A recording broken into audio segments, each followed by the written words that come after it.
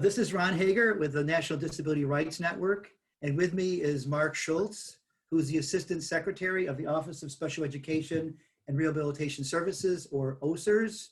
He's also the Commissioner of the Rehabilitation Services Administration, RSA. Where are you? Are you in Washington? No, I'm actually in Nebraska. So you're in Nebraska, and I'm in Buffalo, New York. Yeah, it's amazing how much we've been able to accomplish through this. Yeah. So Mark, such a pleasure to have you with us this afternoon. Thank you so much for taking time out of your busy schedule to join us today as we do this podcast to celebrate the National Disability Employment Education Month, ND, which is, I heard today from OSERS actually, that it's the 75th anniversary. Yes, it is. It's the 75th anniversary. We're celebrating, as well as it's the 100th anniversary this year of the VR program, as you know. Oh, all right. That's right. Well, we go back quite a ways, as I found out, back to when you were doing the heading up the assistive technology program in the state of Nebraska. Yep, many years ago, right? More than we want to count, right? The reason I asked that question is I just wanted to ask you, since you've been in the field of disability work for so long, what was it that got you started? Well, I actually started out, I needed a job. So looking through the paper, there was an ad for a barrier-free design specialist at a Center for Independent Living in Nebraska. And I graduated from architecture and had a degree, and I wanted to put it to use. So started working for the Center for Independent Living, and I just caught the passion for the work that I was doing at that point. And then had a family member that had some physical and mental health issues that, as that progressed, I was able to see her struggling with keeping a job and started to look at what I might be able to do to help others in their search for employment and success. And so that kind of led me to a mission of wanting to improve employment services for people with disabilities. And as I progressed through my career, at the level I was working, whether it would have been with assistive technology or vocational rehabilitation, eventually as the director. And then moving up, I saw issues that I wanted to work on that I couldn't make a difference at that level. And so I've just had the opportunity, fortunately, to be progressing in my career path and being at a level where I could hopefully influence some changes that would make a difference for people with disabilities. Well, thank you, Mark. We certainly appreciate having you in the position you're in. We really enjoy your message and your passion.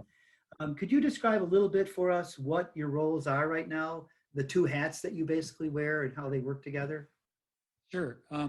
Well, I started out being confirmed as the Commissioner of Rehabilitation Services Administration after waiting 500 days from my nomination to confirmation. And then after 2 months in that role, I was asked to serve as the as acting Assistant Secretary at that time for the Office of Special Education and Rehabilitative Services, or OSERS. So that was an opportunity and a real honor for me to take on that role. And within both those roles, I helped to set the vision and the priorities for OSERS, and then set those in alignment with the Secretary of Education, Secretary DeVos. And those priorities occur for both our formula state grants and our discretionary grant investments. So that's the primary role, but being able to serve in that dual role capacity really gives me the opportunity to promote collaboration between RSA and OSEP. So that we're really focused in terms of our activities around education and employment, in terms of the collaboration and the alignment of those activities. So I see it as a real opportunity. Yeah, I think, it is interesting because you do have both hats. You're over both the special education system under Office of Special Education Programs and the RSA, the VR side. So and you talked about your passion for this work because of your just desire to see people with disabilities succeed. Could you go into a little bit more about how important it is for you, for people with disabilities to be employed, to be competitively employed? Yeah. Well, I think it all emanates from my experience with the Center for Independent Living, and where I was able to get baptized in the philosophy of independent living, and recognize that how important it is for all of us really to have a job that affords us the opportunity to be economically self-sufficient, to pursue our goals, our dreams, and our ambitions. And for example, many of us, when someone asks us, who are we, right? Or what do we do? It's always around our work, Right. our response and what we do. So a lot of our self-worth and self-esteem is often based in work. So it's real critical that we have the opportunity to be able to succeed. And for people with disabilities, it's particularly important, I think, that expectations be raised for everyone so that we're not satisfied and people shouldn't expect to be in sub-minimum wage jobs in non-integrated environments. And that's the importance of competitive integrated environment. It creates an expectation that everyone can and should work, and that we should be looking to maximize the potential of every individual, and based on their disability and their unique needs so that they can really be as successful as possible. Thank you for that. Definitely we share that mission, which is wonderful. The whole point of all this is preparing people with disabilities for success. Yeah. And I really like the way you went on for the childhood, because a lot of families think, oh, my child's disabled, our life is ruined, it's over, what are we going to do? To have that, expectation that your child with a disability is no different in terms of expectations for any other child. May be different, but the expectation should be the same. So I appreciate that message. Yeah. Yeah, thank you. Lori and I have had those discussions, and that was something I recognized when I was a director of VR in Nebraska. And then when I went to deputy commissioner, I was able to actually start to influence that to some degree because I had special education under me in early childhood. So I think that is important without those expectations, people only live up to the expectations those have around them, right? So, the parents are so critical in this process. Right, right.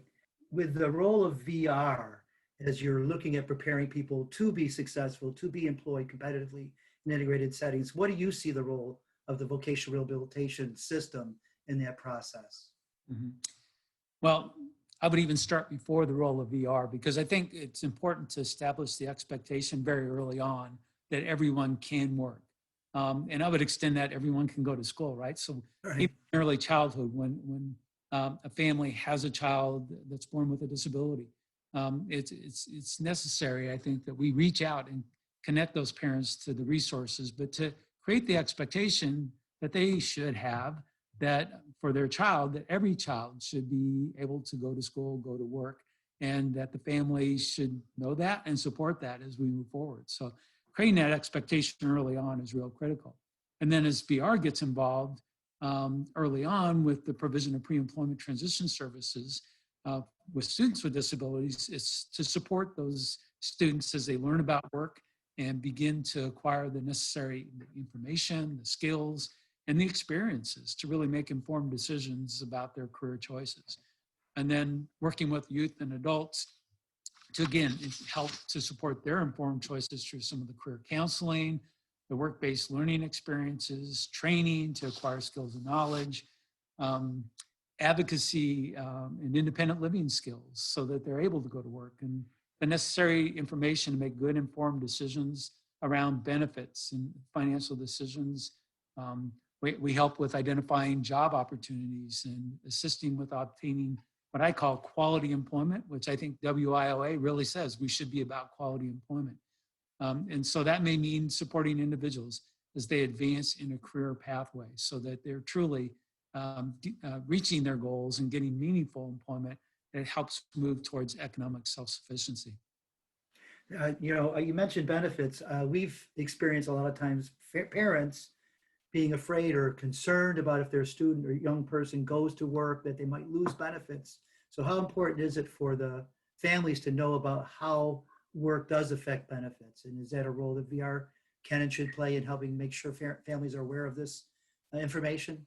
Yeah, particularly when we're talking about pre-employment transition services, that is something that the VR agencies can play a role in. So whether it's counselors, and I know in many states they contract with WIPA, the WIPA program, or other providers to assist with some of the benefits counseling that is occurring. But, it's so important and critical to families as they make those decisions and the impact of those decisions on finances and benefits. So we really see the need for that. And I think that continues, Ron, as individuals progress with their employment as well. So when they get a job, what are the decisions they should be making about retirement plans and contributing to those retirement plans? What are the consequences if they don't? And then as well as if they're still receiving benefits at some level, what's the impact of advancing in their career and receiving a promotion or an advancement in pay? So those are critical decisions that need to be supported with the benefits counseling. You talked about the pre-employment transition services, and what we really have now in the federal law with the special education laws and the rehabilitation laws is a plan or a hope that the special ed system and the VR system work together while students are still in school. And I know you feel that's critical. What are some things that could be done to make this more effective, to really get the two systems to work better together to meet the needs of students? Yeah. Well, as you've said, that coordination between schools and the VR programs, it's key to maximizing those opportunities for students with disabilities so that they can get the experience and the skills necessary, just as their peers are able to do that, to have those work experience opportunities. And that really creates then that foundation for success later on. So as you said, that partnership really is built on common goals and values between IDEA and the Rehab Act. And that really is intended to provide for a seamless service, right? In terms of that services and the provision of those services and supports to help those students with their career goals. So some of the things that we've done to help facilitate that is, again, having RSA and OSEP work on providing some of the supports. So one of those is the transition guide that was recently updated to emphasize pre-employment transition services and the transition services and how those could be coordinated across systems. In addition, Lori Vanderploeg, the director of OSEP, and myself just issued a letter that went out to the leadership within VR agencies and schools, special education, that sets the expectation and encourages that collaboration in expecting that VR programs and the schools, the LEAs, should be working together to coordinate those services, and particularly now during this time where COVID-19 and the pandemic has really impacted on that ability to reach out to students and coordinate. We're really encouraging them to look at opportunities to be more flexible in terms of how those services and supports can be provided, and particularly for schools to work with the VR programs to provide access to those students who may be using remote learning and to be able to connect with those students. Because when they're not in person, it really makes it much more difficult for VR agencies to do that. So things that we're doing to try to expand that partnership and encourage that partnership from the federal level. I think in addition to that, one thing I'm really excited about, Ron. Right, go. Is, not that I'm not excited enough about this. I could tell. But it's more than just the schools and the VR agencies, right? There are other partners. And we've been having discussions with Julie Hawker, the Commission of the Administration for Community Living, about the role of Centers for Independent Living, because they have a core service of transition. And are we connecting enough? And so we're having some discussions and bringing stakeholders together right now to talk about how we can collaborate across all those programs to more effectively provide services to students with disabilities. So look for more to come on in that arena. Oh, that's great. That's really exciting. I mean, that is one of the problems when we have all these systems in place and they all have their kind of, I'll say silo, but it's not quite that, laid out, but it is, to get the system to work together is a critical issue. You mentioned COVID, and one of the things that we at NDRN really appreciated from your office and from you, Mark, right from the beginning was the message to the VR system: we're open for business. Yes, we have to do things differently, but we are going to continue to push forward, to be creative, to do as much as we possibly can to meet the needs of our clients in this environment. So I'd love to hear you talk a little bit more about the role you've been playing maybe with both hats, in ensuring that the mission is still being met, even in this time of COVID. Yeah. So I would just point out, it was my message, Lori's message, but also Secretary DeVos's message, right?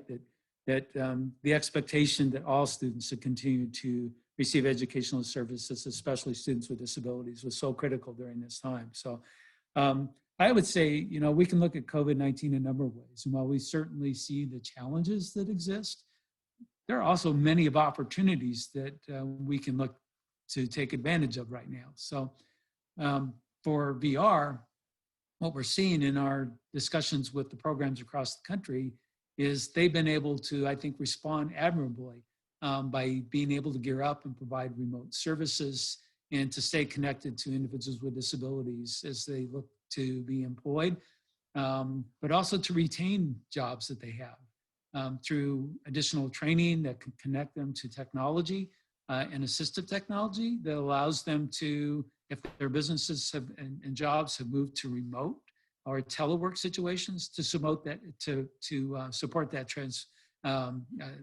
transition to those jobs. So that has been critical to success. But there are also jobs out there, depending on the service sector, for us to connect individuals to. So they've had to be very innovative and creative as they're working not just with individuals with disabilities, but also businesses as they're shifting to telework, to be able to stay connected to those businesses and to connect them to the qualified workforce that we have, and the individuals that we have. So that's required programs to adapt their training and to work through telework themselves, right? So that the experience are able to share that.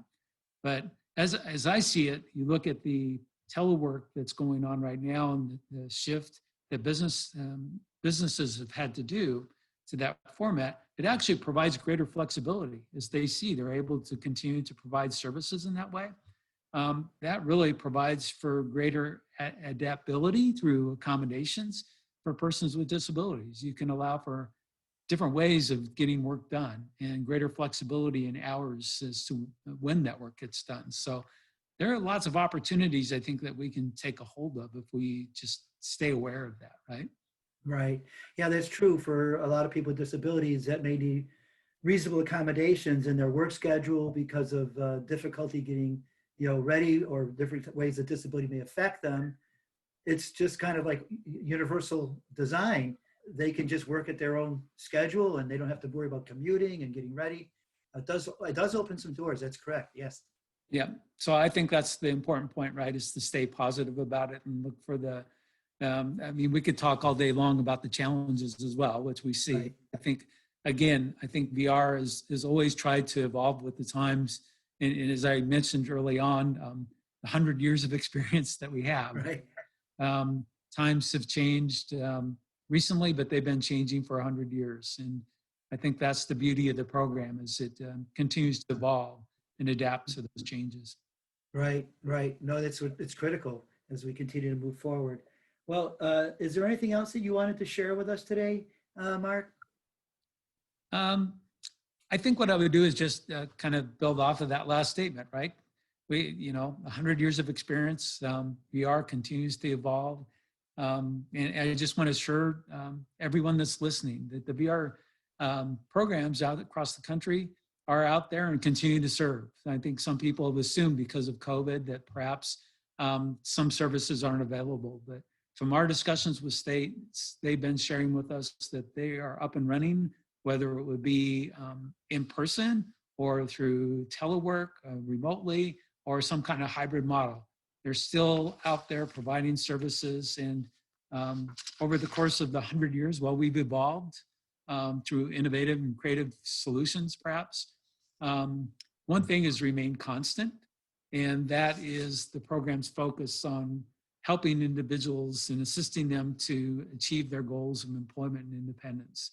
And we'll continue to do that well into the next 100 years. So. Well, thanks again, Mark. I really appreciated you spending your time today with us, and I really appreciate your vision. And stay tuned for the next episode. All right, so thanks again, Mark, and eventually maybe we'll see each other face to face. All right, thanks, Ryan. Have a good weekend. Thanks. Thank you. Take care. I'm Kurt Decker, Executive Director of NDRN, and thank you for celebrating National Disability Employment Awareness Month with us and our members. We hope you enjoyed these podcasts, and we look forward to talking with you more in the future about the important issues impacting the lives of people with disabilities.